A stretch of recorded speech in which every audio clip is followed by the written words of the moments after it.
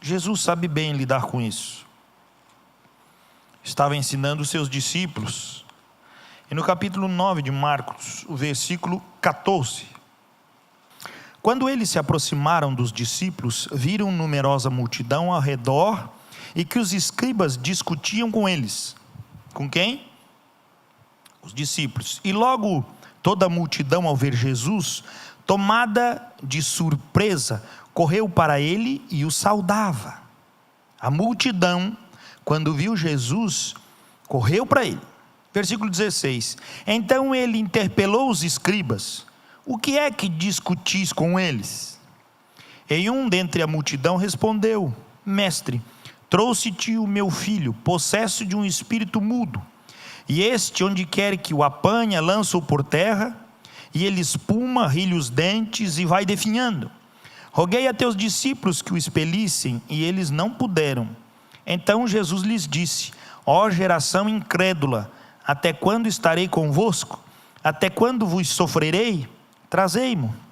E trouxeram-lhe. Quando ele viu a Jesus, o espírito imediatamente o agitou com violência, e caindo ele por terra, revolvia-se espumando. Perguntou Jesus ao pai do menino: há quanto tempo isso lhe sucede? Desde a infância, respondeu.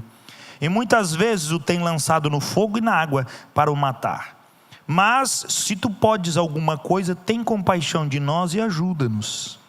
Ao que lhes respondeu Jesus: se podes, tudo é possível ao que crê. E imediatamente o pai do menino exclamou com lágrimas: eu creio, ajuda-me na minha falta de fé.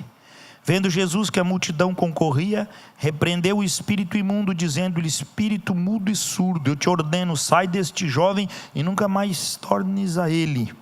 E ele, clamando, agitando muito, saiu, deixando como se estivesse morto, a ponto de muitos dizerem: morreu.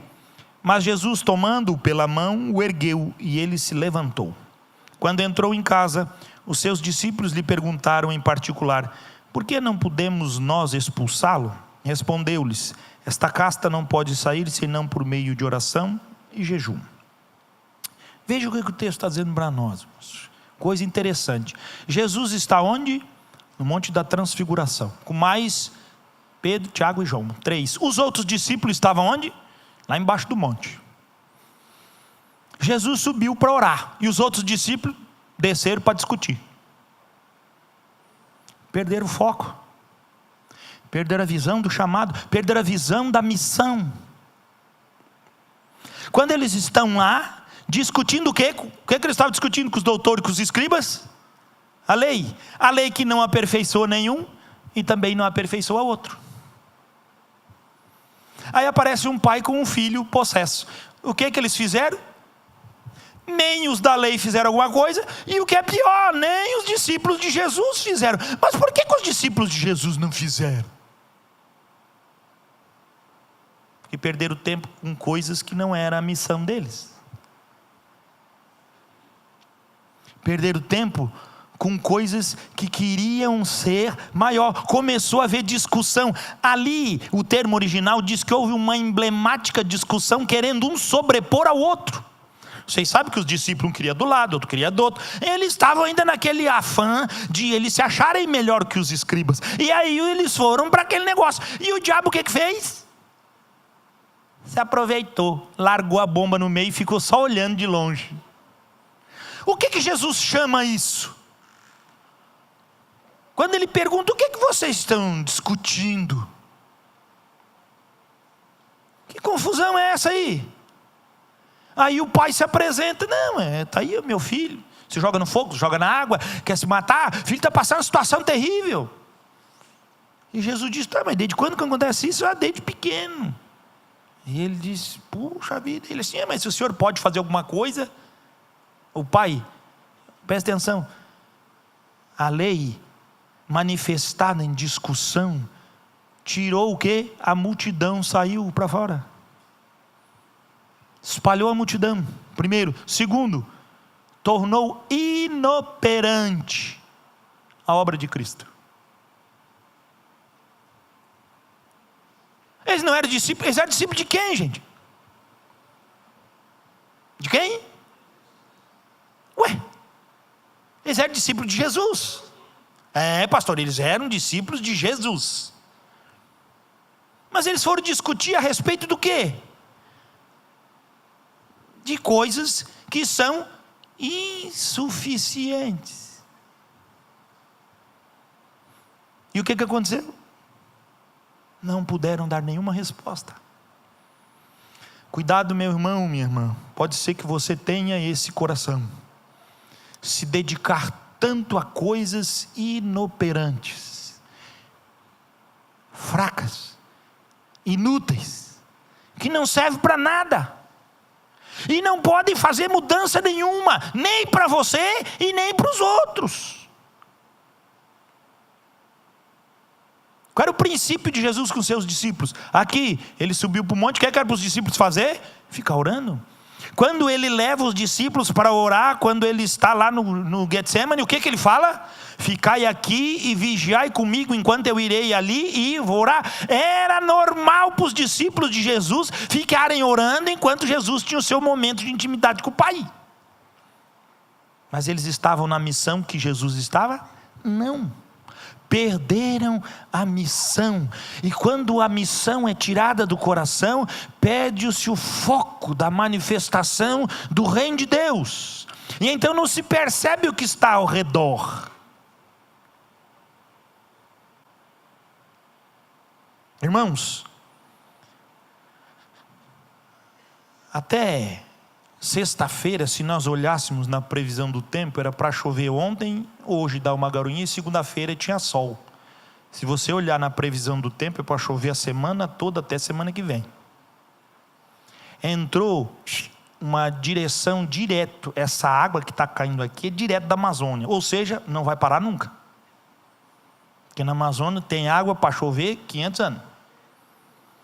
O cavado levantou, no Nordeste empurrou, criou uma linha, que chove lá, chove aqui. Nós não conseguimos perceber o mundo espiritual, que se a igreja não se arrepender das suas mazelas, fica só lendo Bíblia e não vê o que está acontecendo no redor, daqui uma semana virá uma tragédia no nosso bairro, na nossa cidade, nos nossos municípios. Vai entrar água dentro das nossas casas, para nós poder olhar para o céu e dizer: tem misericórdia, Senhor. Nós não sabemos que seca, nós não sabemos que mazelas de doenças, nós não sabemos que chuva é condenação de Deus sobre nossa terra. Esse povo brasileiro não tem visto Brumadinho desacabar, pegando fogo num lado, é apartamento destruindo no outro. Nós vivemos num país completamente punível diante de Deus, mas a igreja continua como se estivesse ótima. Você não consegue perceber que tem gente se jogando no fogo, que tem gente se jogando na água, que tem gente morrendo ao nosso redor, e a igreja não percebe. Porque ela está preocupada, sabe com o quê? Discutir besteira. Posições que não servem para nada. Tem que esperar a água encobrir a tua casa, para tu acordar. Irmãos, nós como igreja temos que bater no peito e dizer: tem misericórdia, Senhor. Afasta o mal da nossa terra, Senhor. Sopra o vento e empurra essa chuva para longe. Não deixa o miserável que já não tem nada ser destruído, mas não chegou na nossa casa. A gente não sofre por eles. A gente não está vendo, irmãos, que a terra não absorve mais a água, que chove e ela vai empoçando. Daqui a pouco é deslizamento, é desbarranco. Já aconteceu em São Paulo ontem. 4 crianças foram engolidas por terra. Mas não dói. A igreja que não sente, é a igreja que não olha a miséria do que está acontecendo. É uma igreja importante, porque quer ser conhecida como discípulo de Jesus. Mas Jesus, quando se refere aos seus discípulos e aqueles que tiraram o foco deles, os chama de geração de incrédulos. E os discípulos podiam dormir sem essa. Seus incrédulos. E depois os discípulos vêm e falam o que para Jesus? Mestre, por que nós não conseguimos fazer nada? Aí Jesus diz o quê? Porque essa casa sai com oração. E vocês, em vez de orar,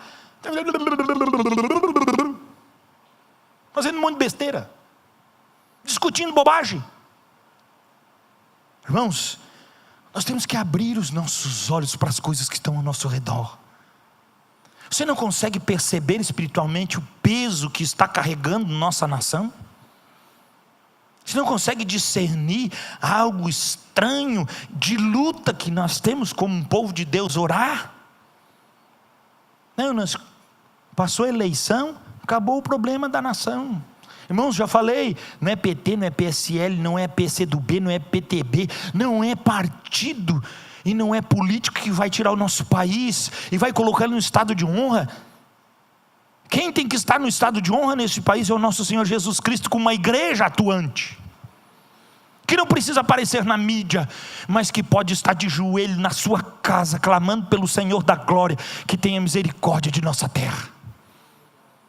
Se não for pra te servir, deixa